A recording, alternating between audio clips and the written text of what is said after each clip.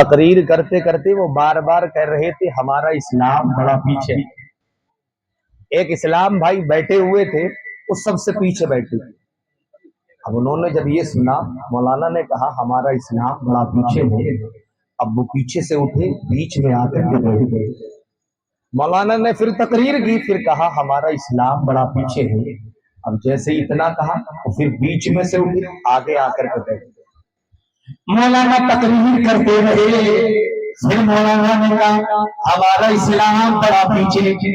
اسلام بھائی اٹھے، سب سے آگے آ کر کے بیٹھ گئے۔ مولانا نے پھر کہا ہمارا اسلام بڑا پیچھے ہے، اب اسلام بھائی کو جلانا گیا۔ اسلام بھائی نے کہا اے مولانا یہ تو بتاؤ میں تمہارے سر پہ بیٹھ جاؤں۔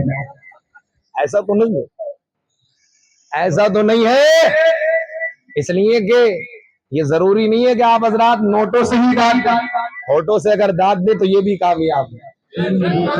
اس لیے کہ نوٹوں کی ضمانت نہیں، کایا اور مایا دونوں ایسی چیز ہے کبھی بھی ختم ہو سکتی ہے، لیکن الحمدللہ یہ زبان کا ٹکڑا اگر ہل گیا اور رب کی بارگاہ میں قبول ہو گیا تو ہماری بھی بخشش ہو جائے گی اور تمہاری بھی ہو جائے گی۔ اس بات پہ تو سب کا یقین ہے، محبت سے کہیں ذرا سبحان اللہ۔ حضرات محترم، تو ایسا تو نہیں ہے مسرور ہو کر کے بیٹھے، مجبور ہو کر کے تو نہیں بیٹھے۔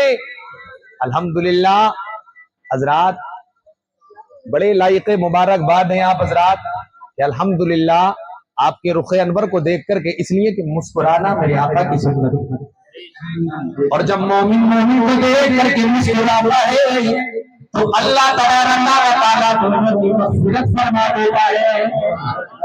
تو کتنے حسین ہیں آپ حضرات۔ ہنسنا یہ شیطان کا طریقہ ہے، لیکن مسکرانا نبی کی سنت ہے۔ میرے آقا جب مسکراتے تھے درو دیوار روشن ہو جاتی، کھوئی ہوئی سوئیاں مل جاتی۔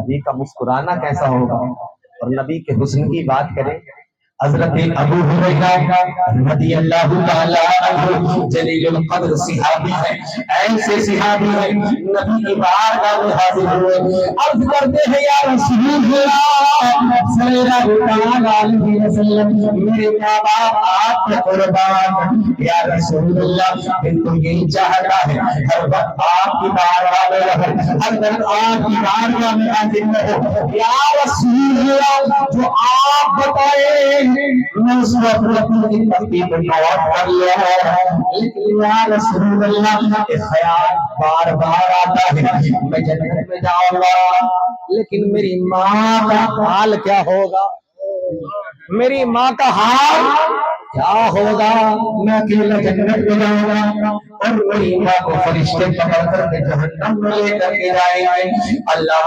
اکبر۔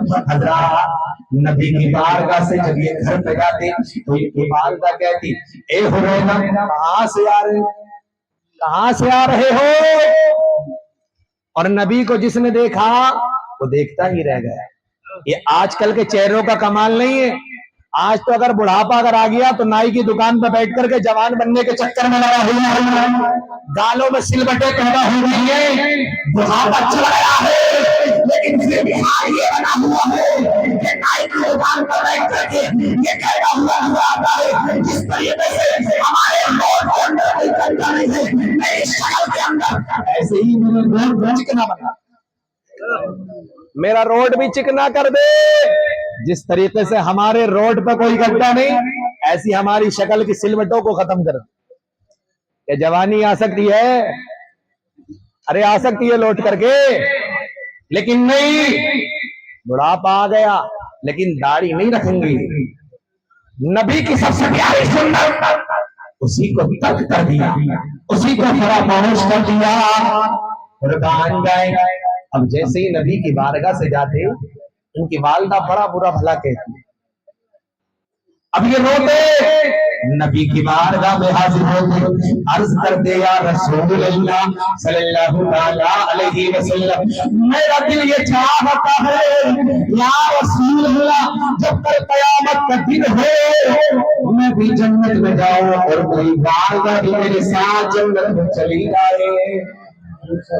اتنا کہا یار غلام نبی کی بارگاہ میں کچھ عرض کرے اور قبول نہ ہو ایسا تو ہو نہیں سکتا، اس لیے کہ باپ ایک بار کو دھچکا دے سکتا ہے، ماں بہانے بنا سکتی ہے، لیکن نبی کی بارگاہ تو وہ بارگاہ ہے، مانگنے والے کا چہرہ نہیں دیکھا جاتا ہے، مانگنے والے کا دل دیکھا جاتا ہے، اور جب دل کی آواز جب اٹھتی ہے تو الحمدللہ رب کی بارگاہ میں مقبول ہو جاتی ہے۔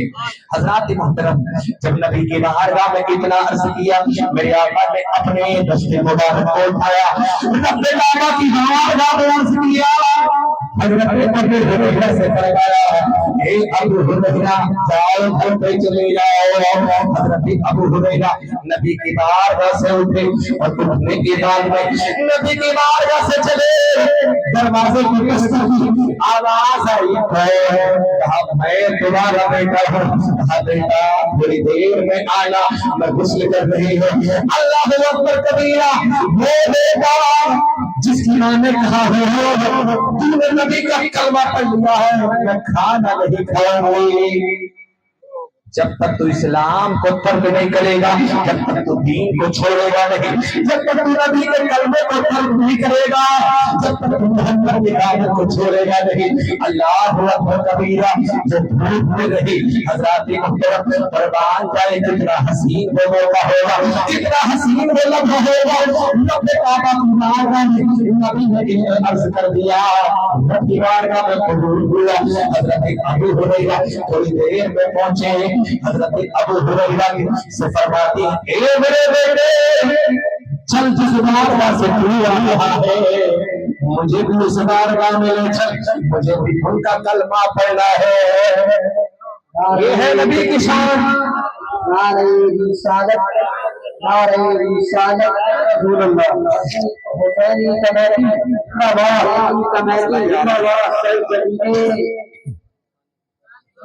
حسانی حسانی محمود روزانہ بھی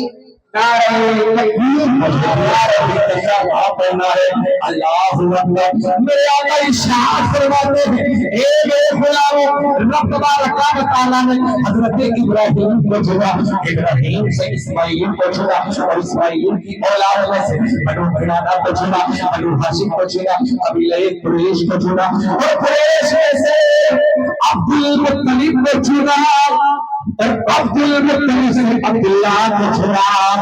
یہ عبداللہ جو ہے یہ نبی کے والد ہے، عبد المطلب جو ہے حضرات یہ نبی کے دادا ہے، اور ہاشم جو ہے ان کے پردادا ہے۔ آج دنیا کی تمام ہسٹریاں ہمارے نوجوان کو یاد ہے، لیکن اگر پوچھو رسول میں فرض کتنے ہیں تو نانی مر جاتی ہے، یاد نہیں رہتا ہے۔